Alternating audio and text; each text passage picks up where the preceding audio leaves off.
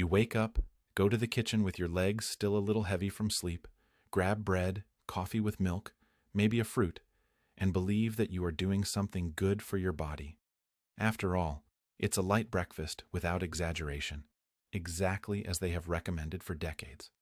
Now pay attention to this detail.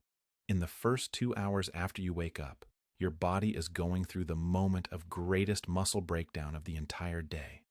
This is not an opinion. It's pure physiology. Cortisol, which is the stress hormone, reaches its natural peak between 6 and 8 in the morning. He's there to wake you up, to put glucose in your blood, to prepare your body for the day. But when cortisol finds a breakfast that doesn't offer the right building blocks, it has no choice but to scrape protein from your muscles to feed your brain and keep your organs functioning. His legs, specifically the vastus lateralis of the quadriceps and the gastrocnemius of the calf, are the first to be looted in this silent assault. And you feel it as weakness when you climb stairs, as that limp leg when you get up from your chair, as the feeling that your legs no longer obey as quickly. But most people over 50 interpret this as normal age fatigue. It's not. It's a nutritional strategy mistake that starts the minute you decide what to put on your plate in the morning. Think about the extent of what I'm saying. Every morning that you repeat the same light, low amino acid breakfast, you're actively contributing to the loss of muscle mass that makes old age fragile, dependent, and dangerous. Look at this carefully. After the age of 50, we lose between 1 and 2% of our muscle mass per year. This is a data from the American Physiological Society, published in a review study that followed more than 3,000 individuals for 12 years. 1 to 2% a year seems little, but in 10 years it's 20% of your muscle tissue that has disappeared. And muscle is not just strength. Muscle is your reserve metabolic organ. It is what captures glucose from the blood, preventing diabetes. It is what produces myokines, substances that protect the brain against inflammation and neurodegeneration. It is what holds calcium in the bones when you move. When the leg muscle disappears, the knee protection also disappears, the hip stability disappears, the ability to hold on to a standing position if the bus breaks abruptly, and all this begins to be decided silently at your breakfast. Here's what almost no one explains. Muscle loss in the legs is not a problem of lack of exercise. Of course, exercise matters, and I'll get to that later. But what I'm bringing today predates the movement. It is the biological terrain where muscle is either built or demolished. And this terrain is controlled by a molecular switch called mTORC1, from the English mechanistic target of rapamycin complex 1. That name doesn't matter to you to memorize. What matters is that this switch decides minute by minute whether your muscle fibers are going to be ordered to build new protein or to break down old protein. When you wake up, that switch is off. Cortisol is in charge, the body is in breakdown mode, and the only thing that can turn that switch in the right direction is a very specific nutritional signal that most people over 50 just don't deliver. And the worst, many deliver the wrong signal, thinking they are eating well. My friend, I've been sitting in this office for decades, and I see the same scene repeated.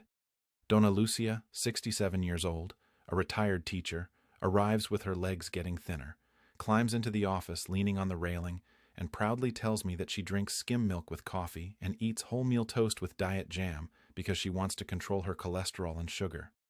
Cholesterol is controlled, sugar is controlled, and her legs are melting. That's not her fault. No one sat down with her to explain that the breakfast that controls cholesterol is not the same as the breakfast that preserves muscle. The 15-minute consultation does not give time for this. The system is programmed to treat symptoms, prescribe tests, adjust doses, not to explain what's really going on inside your body while you're drinking coffee. And that's why today I'm going to tell you what I've discovered over years of study, crossing neurology, geriatrics, cardiology, and the physiology of aging, about what the healthiest, strongest-legged seniors are eating in the morning to stop muscle loss. These are not fad diets. It is not an expensive supplement that promises miracles. They are real foods, used in specific combinations and times, based on physiological mechanisms that science has been confirming study after study. And I'll give you 2 concrete promises, something you can take to your kitchen tomorrow morning. First, you'll understand exactly what the trigger is that wakes up the muscle-building switch and how to activate it with a meal that takes less than 10 minutes to prepare. Second, you will find out what is the mistake that cancels out half the benefit of good foods, and this mistake is present in almost all Brazilian kitchens, made with the best of intentions. By the end of this video, you'll learn more about how to preserve your legs than most people learn in 10 consultations. But first, I need you to understand the real size of the problem. Because what's going on inside you right now as you watch is more urgent than it seems. The process of muscle loss has a name: sarcopenia. Sarcopenia is not a rare disease. It affects about 15% of people over 60 years of age and up to 50% of those over 80, according to a study published in 2018 in the Journal of Cachexia, Sarcopenia, and Muscle. But these numbers are underestimated, because sarcopenia begins long before it is diagnosed. It begins in the silence of the thighs that thin, the calves that lose tone, the difficulty of getting up from the couch without using the arms. And here is the silent mechanism that I consider the real enemy. It's not age itself. It's not a lack of exercise. It is anabolic endurance. Anabolic endurance is a term that everyone over the age of 50 should know. Anabolism means construction. Anabolic endurance means that your body becomes resistant to the signals that tell you to build muscle. It is as if muscle fibers were a door that used to open easily when amino acids hit. After 50, that door starts to get heavier and heavier. You continue to eat protein, but the protein can no longer enter the muscle cell as efficiently. To open that door, you need a stronger kick. And that stronger kick is a precise combination of quantity, quality, and timing of nutrients that most diets don't deliver. Let me put numbers on this. A classic study from the laboratory of Dr. Douglas Padden-Jones from the University of Texas, published in the American Journal of Clinical Nutrition, showed something alarming. When a 25-year-old consumes 30 grams of protein, he activates muscle protein synthesis at about 50% above the basal level. When a 70-year-old consumes the same 30 grams of protein, activation is much lower. The door is heavier. To achieve the same response as the youngster, the elderly need a higher dose, a richer source of specific amino acids, and crucially, they need to consume this at a time of day when the body is especially sensitive. And the first meal of the day is this moment. Now, watch this carefully, because this is the first revelation that changes everything. The light breakfast you've learned to make to control weight, cholesterol, and blood pressure is unwittingly keeping the muscle-building switch off during the most important window of the day. When you eat a fruit, a loaf of bread, a low-fat latte, you're offering the body energy in the form of carbohydrates and a little fat, but you're offering a negligible amount of leucine. Leucine is an amino acid, one of the 20 bricks that make up proteins. But leucine is not just any brick. It is the switch that turns on the mTORC1 switch I talked about earlier. Without enough leucine knocking on the door of your muscle cells, mTORC1 stays off, your body continues to break down, and your morning cortisol spike keeps tearing protein out of your legs without resistance. It's like leaving the door of your house open while a strong wind blows out. You can have beautiful furniture, but it will be taken little by little. And what is the amount of leucine needed to wake up this switch in a person over 50? Science points to somewhere between 2.5 to 3 grams of leucine per meal to overcome anabolic resistance.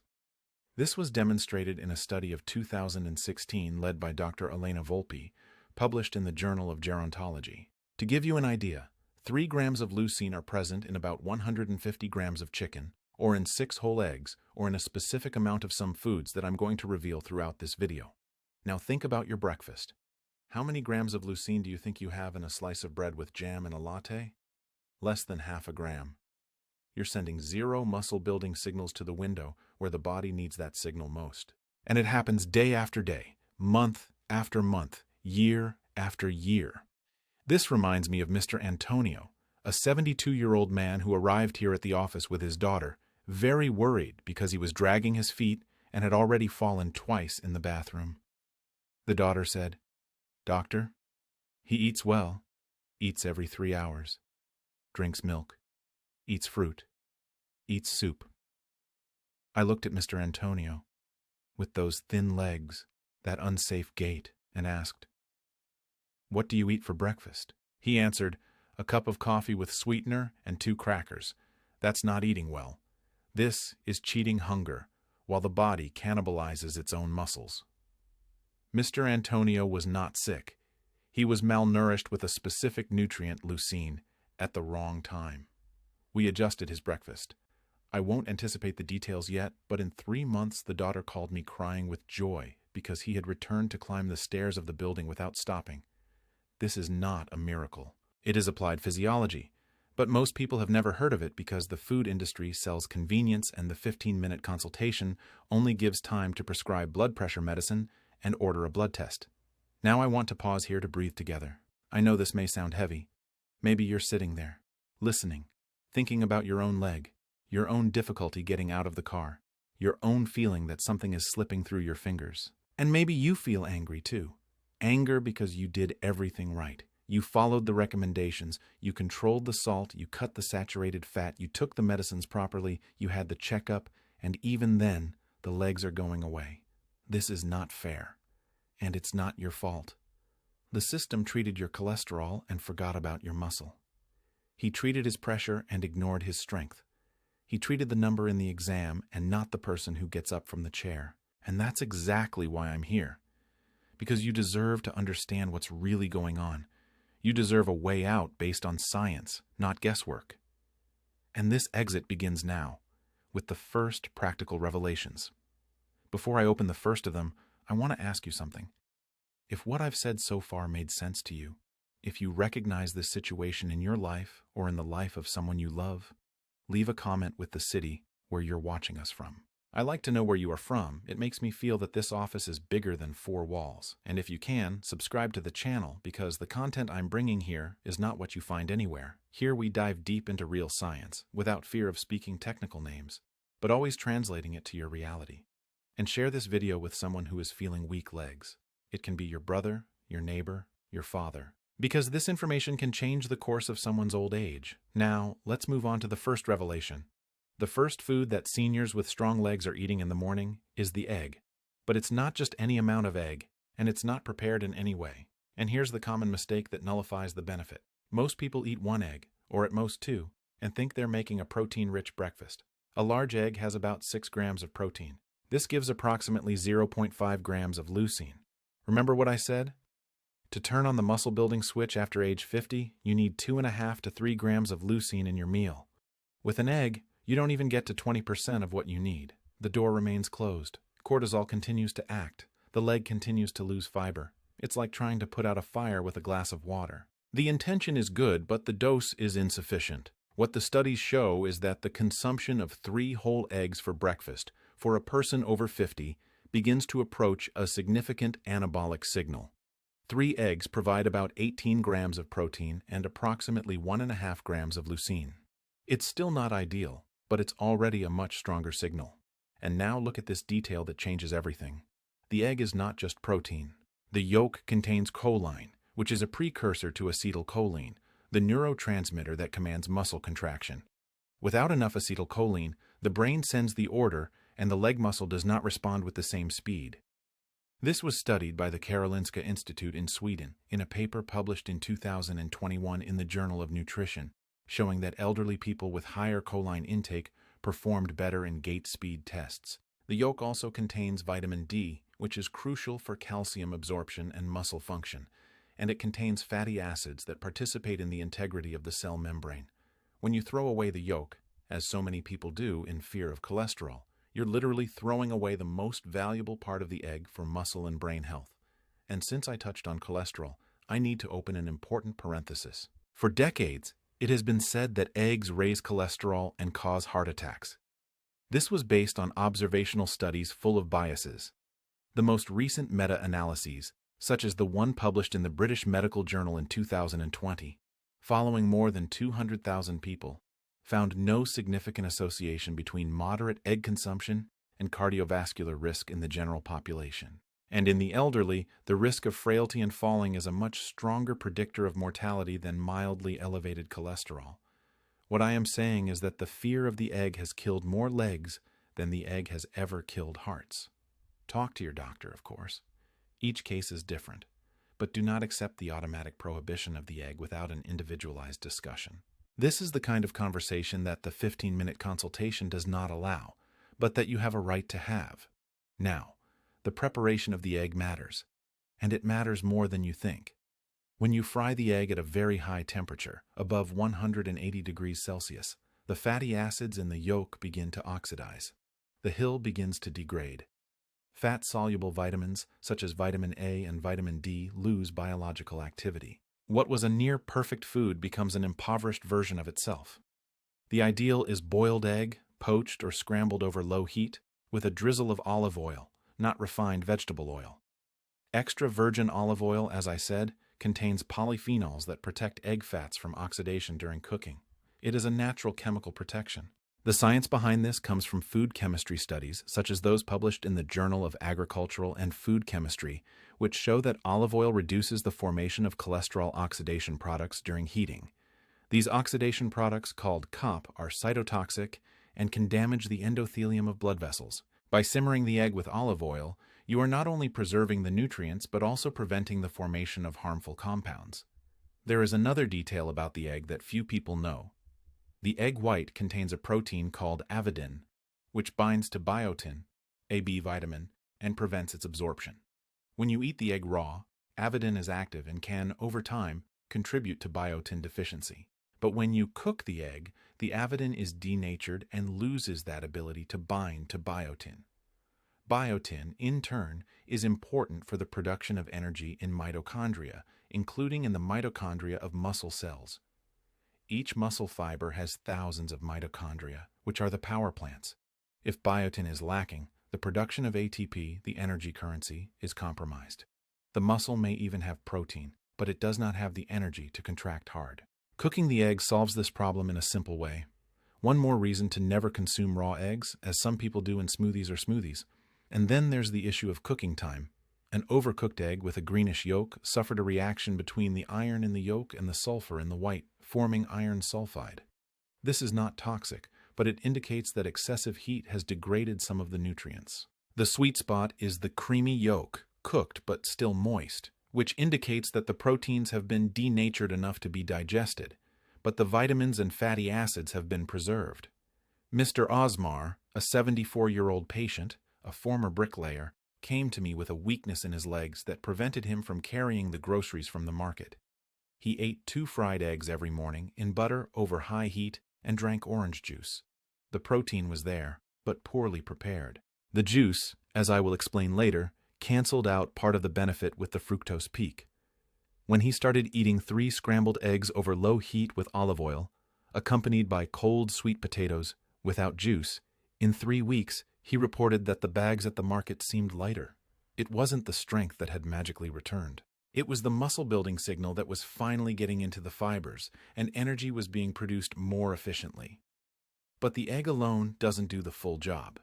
There is a second food that, when combined with the egg, boosts muscle protein synthesis in a way that seems too simple to be true.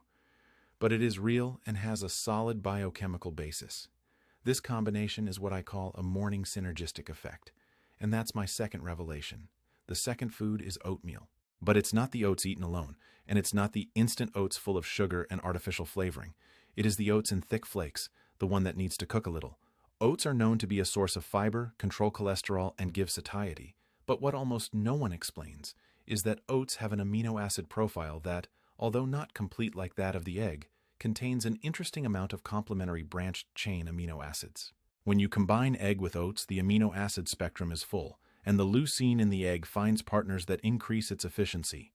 It's as if the leucine is the key, but the other amino acids are the oil that makes it easy for the key to enter the lock. A study of 2019 from the University of Copenhagen, published in the Journal of Nutrition, demonstrated that combinations of animal protein with whole grains result in greater body nitrogen retention in the elderly than animal protein alone.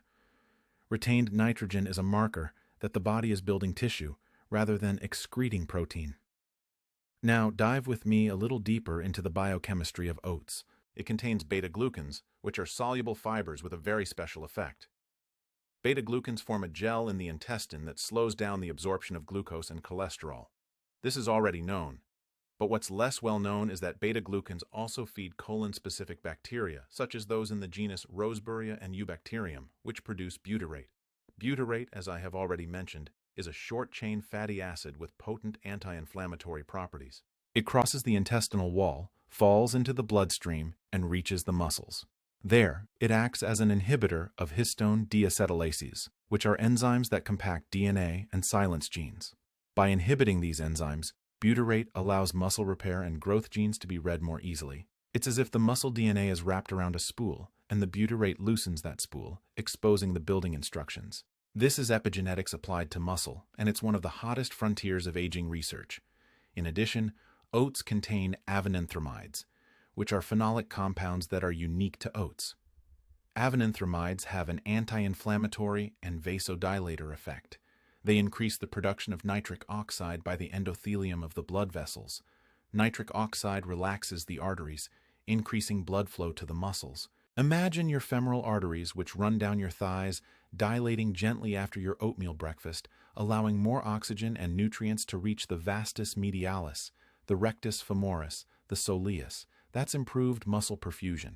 And well-perfused muscle is muscle that works. A study from Tufts University in Boston, published in 2,170 issues in the American Journal of Clinical Nutrition, showed that older adults who consumed whole oats daily had better endothelial function and, secondarily, better performance on 6-minute walk tests. But beware, the way most eat oatmeal cancels out part of the benefit. The mistake is in sweetening with sugar or honey in excess. When you raise your blood glucose too much at breakfast, you stimulate insulin abruptly. Insulin has a complex role in muscle. In moderate amounts, it helps transport amino acids into cells, but very high and frequent peaks over time worsen anabolic resistance. It is as if the muscle cell, already resistant to the leucine signal, became even more resistant because of the silent inflammation caused by glucose spikes. Oats, which are naturally low glycemic index, become a villain when they are drowned in sugar. Use cinnamon, use berries, use a drizzle of honey if you need to, but keep the sweetness in check. Cinnamon even has compounds such as cinnamaldehyde that improve insulin sensitivity. That's a bonus. Another mistake with oats is the consumption of the instant version, the one that comes in flavored packets. These products go through an extrusion process that breaks the structure of the grain, raising the glycemic index to levels close to white bread. In addition, they contain flavorings, thickeners, and added sugar. The oats you want are coarse flakes, preferably organic, which preserve the bran and germ. You can cook it in water or milk, but if you're going to use milk, prefer whole milk to skimmed milk, because dairy fat helps in the absorption of fat-soluble vitamins that you're consuming with it, such as vitamin D from eggs. The third revelation is a food that surprises many people, because it is usually associated with lunch or dinner. What I'm talking about is the fish. Specifically, small, fatty fish like sardines, mackerel, or herring. But sardines are the Brazilian reality. They are affordable, they are in the can, and they are a nutritional treasure that fits perfectly for breakfast. I know it sounds weird. Breakfast with sardines is not traditional, but go with me for a moment. Sardines offer about 23 grams of protein per can, with an amino acid profile rich in leucine, coming close to 2 grams of leucine in a single 100-gram can. This is almost enough to reach the mTORC1 activation threshold, and in addition to protein, sardines deliver long-chain omega-3s, specifically EPA and DHA. And here we come to a mechanism that few people know about. Muscle is not just a pile of fibers that contract. Muscle is a chronically inflamed tissue in aging. There is a low-grade inflammation called inflammaging, which corrodes the muscle fiber from the inside. The EPA and DHA in fish are precursors to resolvins and protectins, molecules that literally erase inflammation. A 2,150 study from the University of Washington, published in the American Journal of Clinical Nutrition, showed that older adults who consumed omega-3s regularly had up to 30% greater muscle protein synthesis response when they were given amino acids, compared to those who did not. Omega-3s were lubricating the muscle-building machinery, making it easier for leucine to work. It's as if leucine is the brick, and omega-3 is the brick layer that puts the brick in place. Without a brick layer, the brick is thrown there. With a brick layer, the brick becomes a wall. Let me delve deeper into the role of omega-3s because it's fascinating. The membranes of muscle cells are made of phospholipids. When you consume omega-3s, DHA incorporates into these membranes and makes them more fluid. More fluid membranes allow insulin and amino acid receptors to move more freely and group more efficiently when activated. It is a physical effect, not just a chemical one. Membrane fluidity is measured by a property called fluorescence anisotropy, and studies with muscle biopsies show that older adults with higher omega-3 intakes have more fluid and more responsive muscle membranes. In addition, EPA and DHA activate a nuclear receptor called PPAR-gamma, which regulates genes involved in glucose and lipid metabolism in muscle, improving energy efficiency. In practical terms, this means that the same amount of fuel generates more force. You climb the ladder with less effort because each fiber is using the available energy better. Canned sardines have another advantage. Soft bones are an absurd source of bioavailable calcium. Calcium isn't just for bone. Muscle contraction depends on calcium. Each time you take a step, calcium enters the muscle cells of your legs and triggers the shortening of fibers. If calcium is low, the nerve signal arrives, but the mechanical response is weak. And the vitamin D in sardines, especially if it's preserved in oil, helps fix this calcium in both bone and muscle. Eating a can of sardines for breakfast, perhaps mashed on wholemeal toast with a drizzle of olive oil and oregano, is one of the most potent strategies you can adopt to stop muscle loss. But the common mistake here is to wash the sardine in water to remove the salt when it is preserved in oil and end up losing part of the fatty acids that remain in the oil. If you are going to wash quickly, but prefer the low-sodium versions and keep the oil, because it is where omega-3 and vitamin D are. Another mistake with sardines is to discard the skin. The skin of the sardine is where most of the collagen is concentrated. Collagen, when digested, provides amino acids such as glycine and proline, which are important for the health of tendons and ligaments. Muscle does not work alone. It attaches to the bone by means of tendons. If the tendon is fragile, the force of the muscle does not transmit to the movement. Eating sardines with skin and bones nourishes the muscle-tendon-bone complex in an integral way. Think of the movement of climbing a step. The quadriceps contracts, the patellar tendon transmits the force to the tibia, the bone moves. If any part of that system fails, the movement fails. The sardine nourishes all parts simultaneously. Dona Concepcion, an 81-year-old lady living in a small town in the countryside, came to the office brought by her granddaughter. She was so weak that she could no longer go to the gate to pick up the mail. The granddaughter said that her grandmother always had the habit of eating fish, but only at Friday lunch, as tradition dictates. I suggested that she start eating canned sardines 3 times a week for breakfast, mashed in wholemeal bread with olive oil. The granddaughter was surprised. The neighborhood was surprised, but Dona Concepcion agreed. 2 months later, the granddaughter sent a photo. Dona Concepcion was at the gate, waving. Alone. No cane. The sardines for breakfast were not the only factor. We adjusted other things as well, but it was a fundamental pillar, because it delivered high-quality protein, omega-3s, calcium, and vitamin D in a single meal, right in the morning window when the body needed it most. The fourth revelation messes with a concept that seems contradictory: the use of carbohydrates that are very slow to absorb as soon as you wake up. I've already criticized the insulin spike, but now I'm going to explain why a specific type of carbohydrate, in the right amount, is an important ally. I'm talking about sweet potatoes cooked the day before. When you cook sweet potatoes and let them chill in the fridge overnight, some of the starch turns into resistant starch. Resistant starch is not digested in the small intestine. It arrives intact in the large intestine, where good bacteria ferment it and produce short-chain fatty acids, especially butyrate. Butyrate is a molecule that reduces systemic inflammation, improves insulin sensitivity, and, surprisingly, may have a protective effect on muscle. A study of 2022 from the University of Padua in Italy, published in Nutrients, showed that butyrate stimulates the differentiation of muscle satellite cells, which are the stem cells responsible for repairing damaged muscle fiber. In other words, cold sweet potatoes aren't just giving you slow energy. They're sending a signal to your muscle repair cells to come out of dormancy. Now, let's understand what these satellite cells are. Imagine your muscle fibers as long cables. On the surface of these cables, there are small sleeping cells, like workers resting against the wall. These are the satellite cells. When the muscle suffers micro-injuries, either from daily use or from the aging process itself, the satellite cells receive a chemical signal to wake up, multiply, and donate their nuclei to the damaged muscle fiber, helping with repair and growth. As we age, these cells tend to get lazier. They enter a state of senescence, a kind of deep hibernation from which it is difficult to wake up. The butyrate produced from resistant starch acts as a chemical alarm clock. It inhibits histone deacetylases, as I have already explained, and this reactivates genes that were silenced in satellite cells, such as the PAX7 gene, which is the conductor of the self-renewal of these cells. Without active PAX7, satellite cells are depleted, With PAC7 active, they remain ready to repair. Sweet potatoes are also rich in beta-carotene, which the body converts into vitamin A. Vitamin A is essential for muscle protein synthesis because it regulates the expression of genes that control cell differentiation. In addition, sweet potatoes provide potassium, the main intracellular electrolyte. Potassium is responsible for maintaining the electrical potential of muscle cells. Each muscle contraction begins with an exchange of sodium and potassium across the membrane.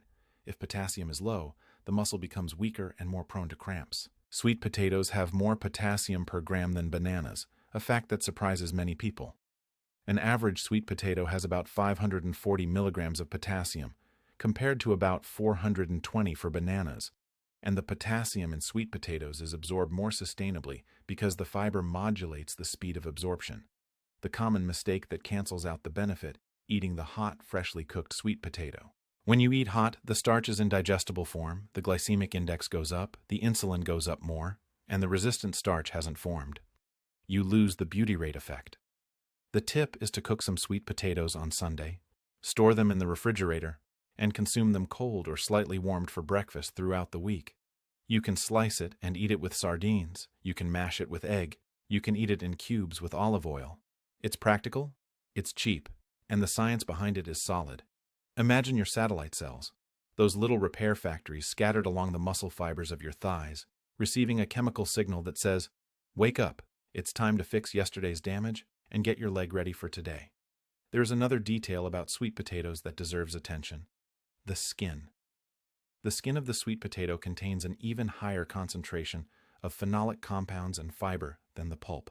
When you peel and throw it away, you're missing out on antioxidants that protect muscle mitochondria from oxidative stress. Oxidative stress is one of the main drivers of sarcopenia. With aging, the mitochondria of muscle cells become more porous and leak electrons, which form free radicals. These free radicals damage mitochondrial DNA, making leakage even worse in a vicious cycle. The antioxidants in sweet potato skins, such as chlorogenic acids, help neutralize these free radicals and protect mitochondrial DNA. Therefore, wash the sweet potato well, cook it with the skin, and consume it with the skin. The flavor becomes earthier, richer, and the muscle benefit is greater. The fifth revelation is perhaps the most underrated: full-fat natural yogurt. Not low-fat yogurt, not flavored yogurt, not light Greek yogurt. Full-fat natural yogurt, preferably fermented in a traditional way, with all the live bacteria. And here, I want to connect two worlds that are rarely connected in people's heads: the gut and the muscle. There is an intestine-muscle axis that science has begun to unravel in the last decade. The bacteria in your gut produce substances that enter the bloodstream and go to talk to your muscle. When the microbiota is depleted, the muscle suffers. Natural yogurt provides probiotics, which are live beneficial bacteria like lactobacillus and bifidobacterium. These bacteria, when they reach the intestine, help reduce intestinal permeability, that condition in which bacterial toxins leak into the blood and cause chronic inflammation. This chronic inflammation, as I have already explained, is one of the drivers of anabolic resistance. By reducing intestinal leakage, yogurt is indirectly unlocking the muscle's ability to respond to protein. Let me break down this gut-muscle axis, because it's revolutionary. The intestine has a physical barrier formed by epithelial cells, joined by proteins called occlusive junctions. When these junctions loosen, the intestine becomes leaky, a condition popularly called leaky gut. Pieces of dead bacteria, called lipopolysaccharides or LPS, cross this barrier and fall into the circulation. LPS is an endotoxin, a substance that triggers the immune system. When LPS reaches the muscle, it activates receptors called TLR4 on the surface of muscle fibers and immune cells that reside in the muscle. Activation of TLR4 triggers an inflammatory cascade involving cytokines such as TNF-alpha and interleukin-6. These cytokines, in turn, activate pathways that block the mTORC1 signal and promote muscle protein breakdown via ubiquitin proteasome. In other words, a leaky gut is constantly sending a message of destruction to your muscles. And plain yogurt, by providing probiotics, strengthens occlusive junctions, reduces permeability, and therefore reduces the signal of destruction.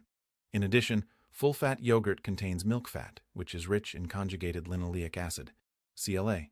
CLA has been studied for its role in modulating body composition, and some research suggests that it may aid in the preservation of lean mass during aging. But the most direct mechanism is another: casein from yogurt. Casein is a slow-digesting protein. While egg and sardine protein is fast and rises in the blood in minutes, casein forms a clot in the stomach and releases amino acids slowly over hours. This is crucial for the post-breakfast period. You've already activated the mTORC1 switch with a quick dose of leucine, but now you need to keep the signal on. Casein does just that. It prevents the body from going back into breakdown mode right after the amino acid spike passes. It's like lighting a fire. The fast protein is the match that lights the fire. Casein is the wood that keeps the fire burning. Donna Helena, a 69-year-old patient who was a street runner in her youth, came to me with a loss of strength that was making her depressed. She drank whey protein in the morning because someone at the gym said it was good. But whey is fast protein. Within an hour, the amino acid spike passed, and she would spend the rest of the morning with no sign of muscle building. When we changed whey for full-fat natural yogurt beaten with egg and oatmeal, the scenario changed. She started to have sustained energy, less hunger before lunch, and began to feel her legs firmer on the way up the viaduct she crossed every day. The secret wasn't more protein. It was protein at the right pace. And the common mistake that negates the benefit of yogurt is buying low-fat and flavored versions. The skim loses CLA and fat-soluble vitamins that depend on fat to be absorbed. The flavored ones are loaded with sugar, which raises blood glucose and worsens anabolic resistance. Full-fat yogurt without sugar is what you want. If you need to sweeten it, use frozen berries, which have antioxidants that also protect the muscle. There's an additional detail about yogurt that most people overlook. The whey in yogurt, that clear liquid that separates when you open the jar, is very rich in whey proteins, which are fast-digesting. When you discard this liquid, you're throwing away the fast-absorbing part that complements the casein. Ideally, mix the whey back into the yogurt before consuming. So you get the best of both worlds: the rapid peak of whey to trigger mTORC1, and the slow release of casein to keep you lit. Nature has packaged both types of protein in the same food, in balanced proportions. It is up to us not to spoil this engineering. The sixth revelation is a seed. A small, inexpensive seed that is in any supermarket, and that has an effect on muscle inflammation that rivals medications, but without side effects. I'm talking about pumpkin seed.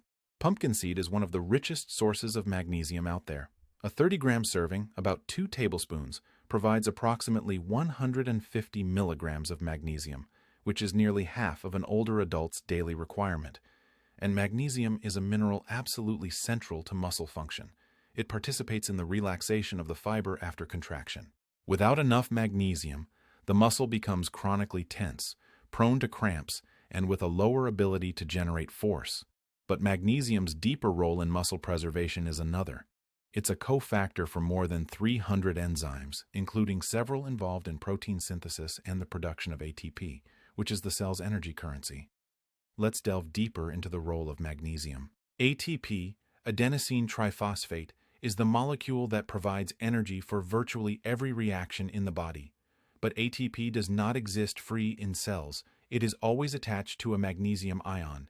The true energy substrate is the MgATP complex. Without magnesium, ATP cannot bind to the enzymes that use it. It's like having a car full of gas, but without the key to start the engine. Magnesium is the key. In addition, magnesium is required for the activity of the insulin receptor enzyme tyrosine kinase. Without magnesium, the insulin receptor does not self-phosphorylate properly, and the insulin signal is attenuated. This aggravates anabolic resistance, because insulin is an anabolic hormone that works synergistically with leucine. When magnesium is low, you may be eating the right protein, but the signal doesn't propagate at full strength into the cell. A study of 2017 from the University of East Anglia in the United Kingdom, published in the Journal of the American Geriatric Society, followed more than 1,000 elderly people and found a significant association between magnesium intake and hand grip strength, which is a marker of overall muscle strength. But what fascinates me about pumpkin seed is not only magnesium, it's zinc. Zinc is another mineral that is lacking in many older adults, especially since intestinal absorption decreases with age.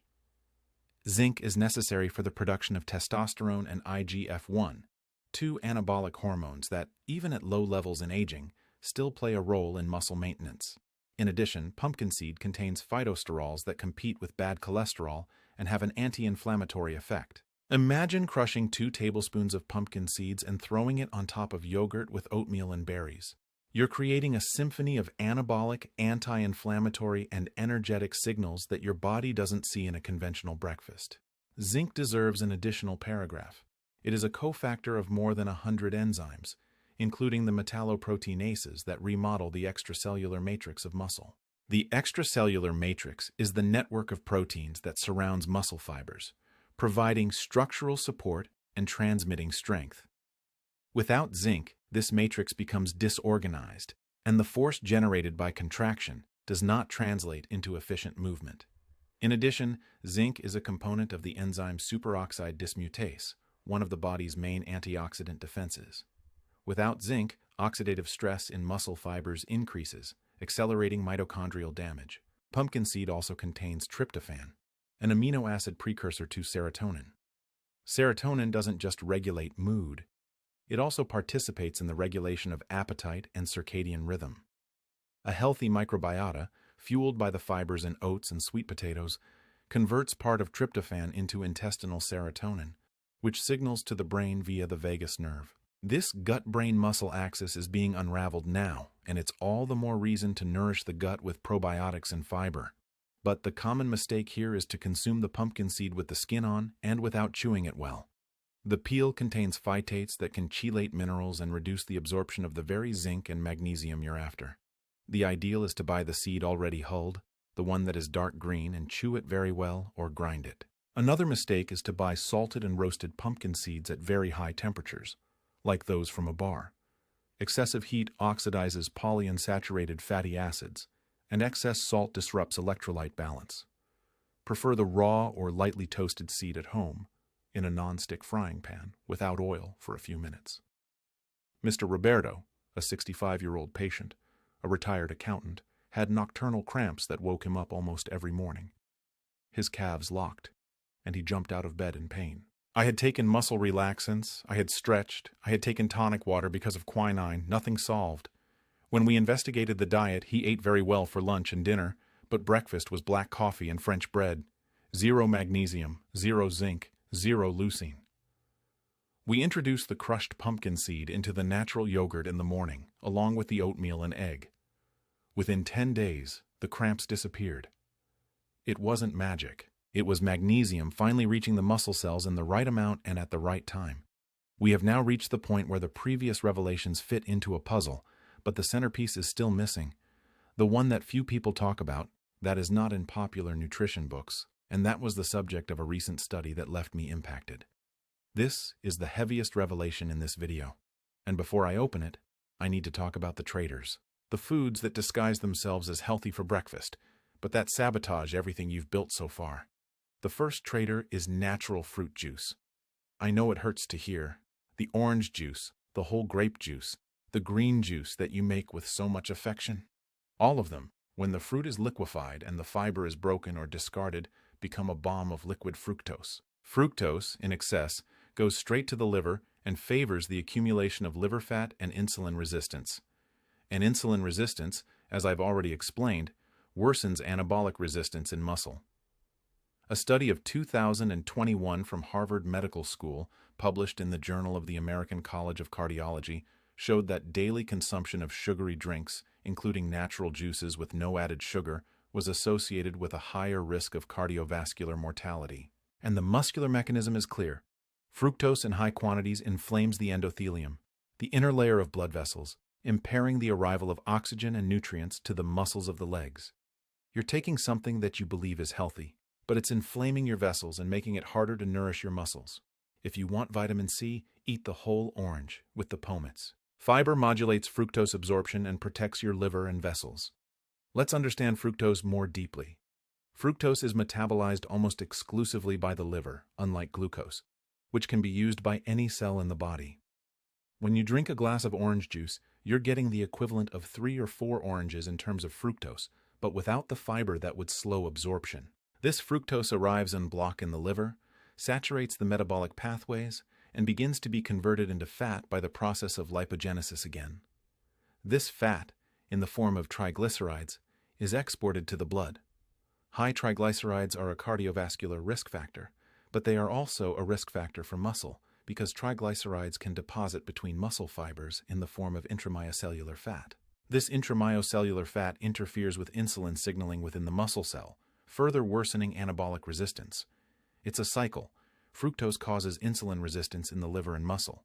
Insulin resistance worsens amino acid uptake by the muscle. Muscle atrophy reduces the ability to uptake glucose, worsening insulin resistance. Fruit juice, consumed daily, is a silent accelerator of this cycle. The second traitor is margarine. Many people switched from butter to margarine decades ago, following the recommendation to avoid saturated fat. It turns out that margarine is rich in trans fats, even those that say zero trans on the label, because the legislation allows you to declare zero if the amount is less than 0.2 grams per serving. Trans fats are misshapen molecules that embed themselves into the membranes of your muscle cells, making them rigid and less responsive to insulin and amino acid signals. It's like changing your car's engine oil for grease. The engine stalls. So does the muscle cell. Butter, in moderate amounts, is a natural food that contains butyrate, the same anti-inflammatory substance that bacteria produce from fiber. The problem was never the butter. It was the excess combined with white flour and sugar. A drizzle of extra virgin olive oil on toast or whole grain bread is even better, because olive oil polyphenols, such as oleocanthal, have an anti-inflammatory effect, comparable to low-dose ibuprofen, according to studies such as the one at the Monal Chemical Senses Center in Philadelphia. Trans fats are particularly perverse to the muscle because they not only stiffen the membrane, but also activate inflammatory pathways directly. They bind to the PPAR gamma receptor inappropriately and activate the expression of pro-inflammatory genes. In addition, trans fats interfere with the production of endogenous omega-3s from alpha-linolenic acid, competing for the same desaturase enzymes.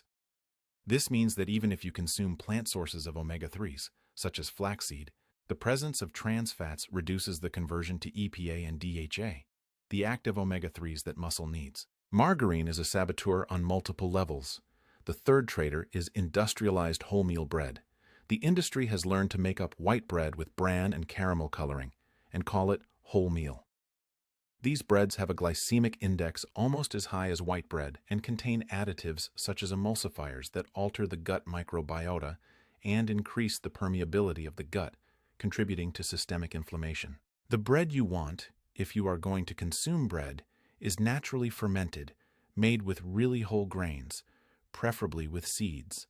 But I prefer the carbohydrate base to be cold sweet potatoes or rolled oats because they are more wholesome sources. Industrialized bread emulsifiers, such as carboxymethylcellulose and polysorbate 80, have been studied for their effect on the microbiota.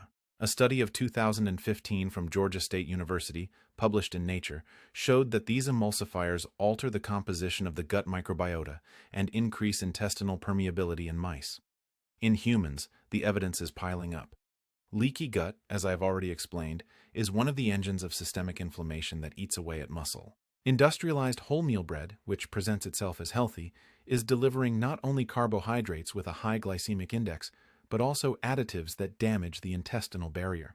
And now, the most surprising revelation, the mechanism that connects all these pieces and that the latest science is bringing to light in spectacular fashion.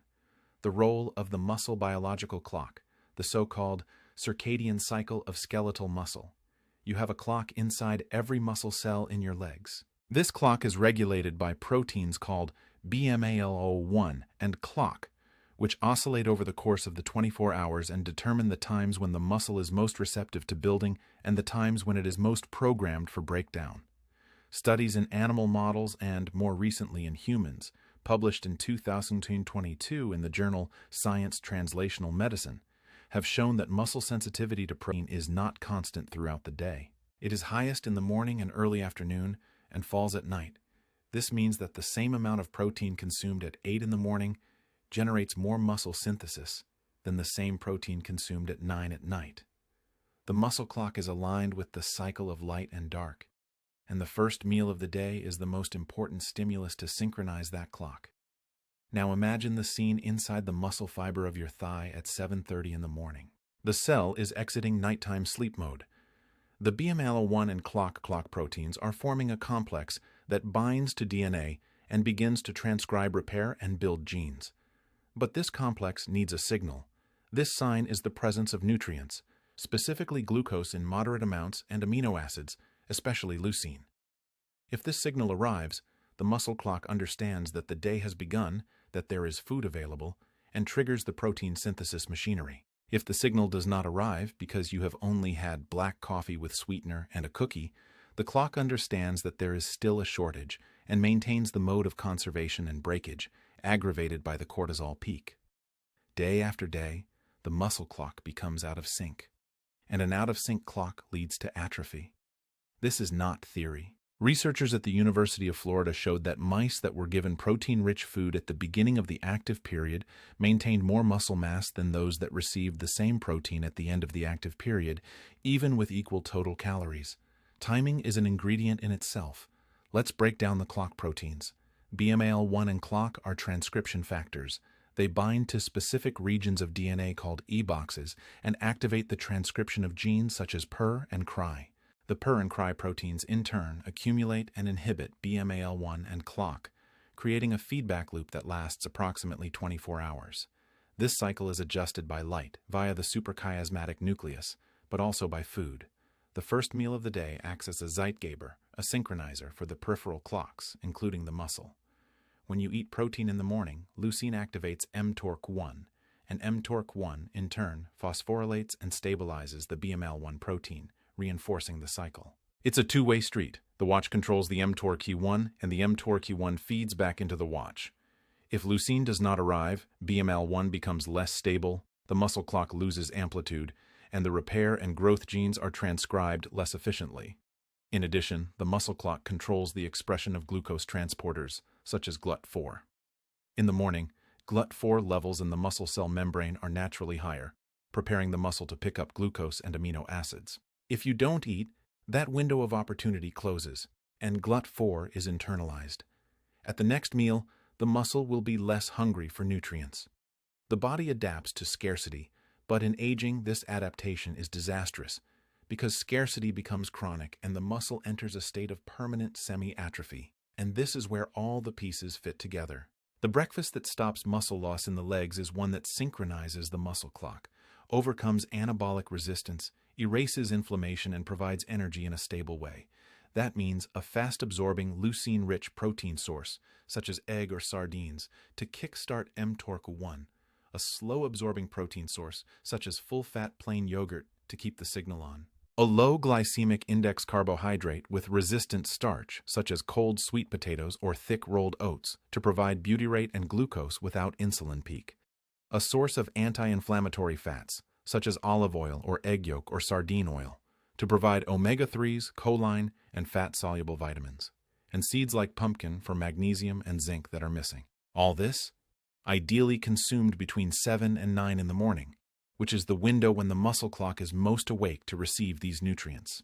And there is one final detail that can enhance all this: exposure to natural light as soon as you wake up.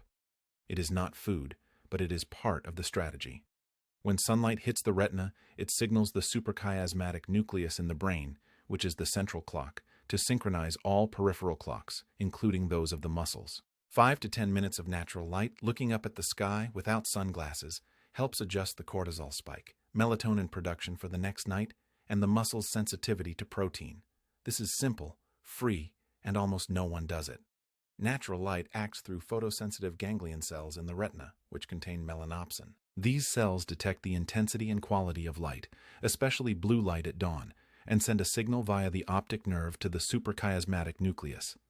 The suprachiasmatic nucleus, in turn, adjusts the production of cortisol by the adrenal gland and melatonin by the pineal. Morning cortisol, when well regulated by light, has an acute peak that wakes the body but then drops rapidly rather than getting chronically elevated. An acute, short cortisol spike is physiological. Chronically high cortisol, even moderately, is catabolic to muscle. Natural light helps shape the cortisol spike in a healthy way. In addition, sunlight on the skin initiates the production of vitamin D, which, as I have already explained, is essential for muscle function. It does not replace vitamin D in food, but it complements it. Now, as you process all this, I want to ask you again, with the heart of someone who has served thousands of people like you. If any of this information made sense, If you've realized that what's happening to your legs isn't just age, that there's something you can do, then share this video. Share it with that person you love and who is getting fragile. It could be your spouse, your father, your mother, your neighbor that you see walking slower and slower. Because this information is a form of care. It can literally change the course of an old age. I'm not exaggerating. The difference between growing old with strong legs, walking alone, getting on the bus without fear, and aging frail, dependent, afraid of falling at every step, often comes down to details that no one teaches. Details that I have tried to gather here with as much depth and clarity as I could. And look, I didn't invent anything. Everything I have said is based on published studies, on real physiological mechanisms, on decades of clinical observation. But each body is unique. Each case has its particularities. Therefore, this content is educational. It complements, not replaces, medical follow-up. Take these ideas to your doctor. Ask him about anabolic strength, about the amount of leucine in his breakfast, about his vitamin D and his magnesium. If your doctor doesn't have time for this conversation, it may be time to seek out a professional who does. Because you deserve to be seen as a whole, not as a collection of exams. I know that changing breakfast may seem awkward at first. Eat sardines in the morning, cold sweet potatoes, pumpkin seeds, full-fat natural yogurt. It may seem like a big habit break, but I invite you to try it for a week. Just 1 week. Prepare the scrambled eggs with olive oil, the thick rolled oats, the plain yogurt on top, the crushed seeds, and see how you feel throughout the morning. Pay attention to your legs when you climb the stairs. Pay attention to your tiredness at 10 o'clock, that speed bump you used to hit. You may feel like your body is getting something that it has been silently asking for a long time. Remember what I said at the beginning. Every week without this information is a week of silent damage building up. But from the moment you know, you have a choice. And this choice is an act of autonomy. Take care of yourself. Of refusal to accept fragility as inevitable. You don't have to become a burden to anyone. Your legs can take you wherever you want to go for much longer than you were made to believe. Just give them the right fuel at the right time. And now you know what it is. Close your eyes for a moment. Imagine your muscle fibers in your thighs. Imagine the mTORC1 switch being turned on tomorrow morning. Imagine the satellite cells waking up to repair the damage. Imagine the blood vessels more relaxed, carrying oxygen and nutrients. Imagine the beauty rate produced by the good bacteria entering the bloodstream and whispering into your muscle. It's time to build. This is not a dream, it's biology. And biology is within your reach. It starts tomorrow on your plate. Thank you for staying this far. See you in the next video, where we will continue to unravel the secrets that the system does not tell. Until then, take good care of your legs. They are what take you to life.